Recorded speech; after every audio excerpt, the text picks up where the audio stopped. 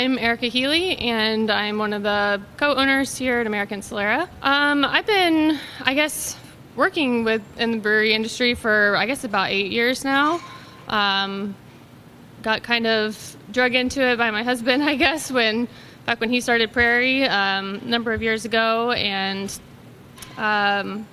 he was just sort of on his own and needed a little bit of help. So I was kind of helping on the side for a while when things were first getting off the ground, and quickly became aware that he just needed more help. So I was working full time as a therapist in town, and left that job and just kind of dove right in to see what I could do to help, and have been here ever since. So 2 breweries later. So it's pretty much just been trial by fire. Definitely wouldn't say I was qualified by any means to start running a brewery, but that's sort of what being an owner of a business is, an entrepreneur, is just learning as you go and just being willing to do whatever it takes. So that's kind of what I've done over the years, and just jumped right in. I keep most of the books, which I had no formal training in, but I've learned along the way with the help of a good accountant too, but I do most of that. And right now I'm doing all the sales for the brewery, and also do the social media, and so I've just sort of picked up skills here and there, and I think the main thing about being an owner is you just have to be a good problem solver, and so that's pretty much what I do on a day-to-day basis, is just to solve problems and find where I need to gain skills and just jump right in. So I love beer. I definitely people I think are surprised by that. I don't know. Sometimes people think that women don't like beer, but I always have. I always kind of was into sour beer. It's probably kind of the way I got started. I always liked that. We've always done, interesting types of beers, beer wine hybrids and stuff, which are always just interesting. I think they're a good way for anybody to kind of get into beer, but I love our beer, drink other beer. Also love just a good cocktail at home, but we're guilty of doing that a lot instead of beer at our house. But yeah, I enjoy beer and the beer culture, and just being a part of that and learning more about it all the time. Yeah, I think it's great. I think it just creates just a sense of community, I think just working in the industry, it's very friendly. I love just with our staff here, it's just a laid back atmosphere that's, I think, very enjoyable.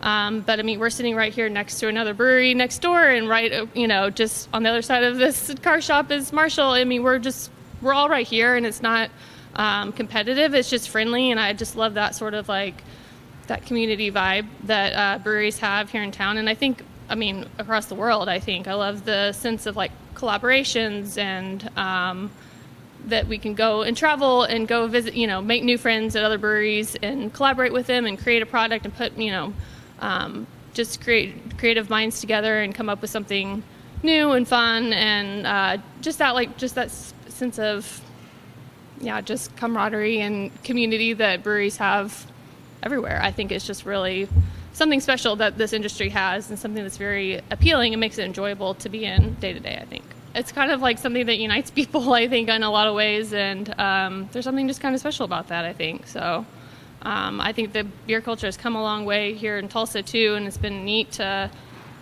be a part of that. I think that's something that Chase and I both have really enjoyed over the years, and after doing Prairie, why we wanted to do another one. It's just something that kind of kept moving Tulsa forward and kind of kept pushing a new culture that didn't, exist a decade ago, really, So it's fun just being part of that and kind of seeing how it's growing, and more people are kind of jumping on board into this kind of community here. So I really, I haven't. I don't have experience really in that realm, and aside from dumping some dry hops, doing a little project here and there for a photo, we did that recently this summer, but aside from that, that's about the limit of my brewing experience. And at this point, I feel like I have enough probably on my plate on the business side of things, and let them run the production side, and I'll just stick to the side that I know on the more the business side. Yeah, he's a visionary of the brand for sure, and I'm a little bit more of just the nuts and bolts, I guess you could say, a little bit like keeping everything together, and So he dreams it big, I reel it in, and kind of have the more practical side of things, I guess. But yeah, that tends to work out. That we kind of fill in each other's gaps. So I kind of refer to my a decade ago or more when I was working a completely different job. I sometimes just refer to that as my former life.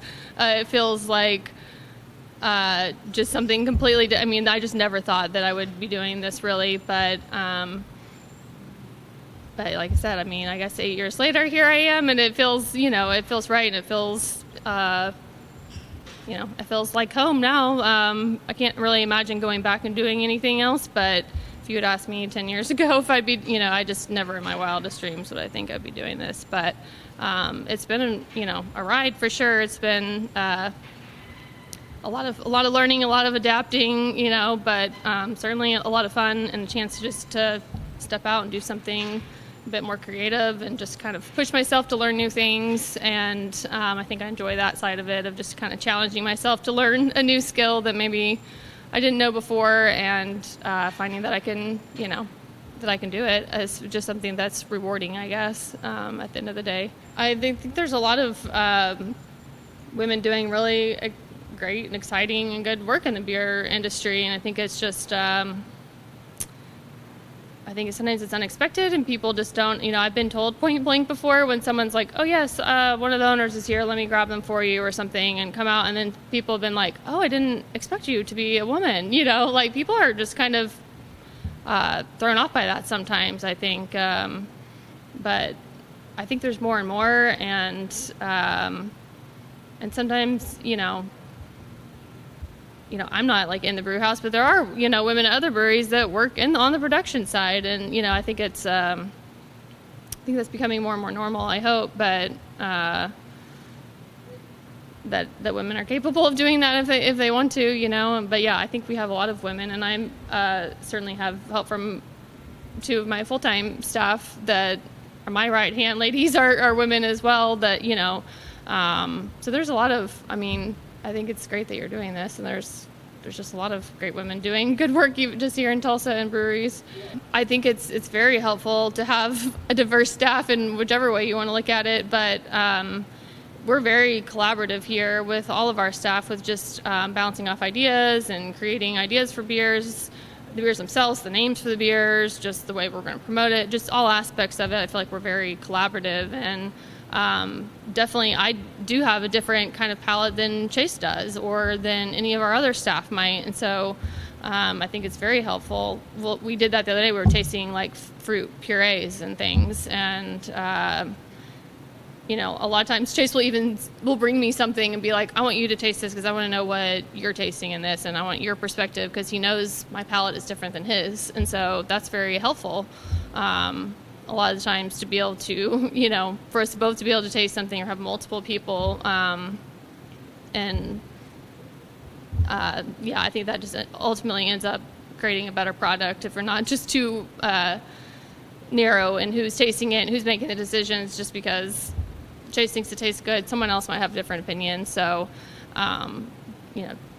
I'm a bit more like sensitive to acidity or something, and so like he always likes my take on something like that with fruit, on the way that's coming across. So just very collaborative, kind of helpful thing to do.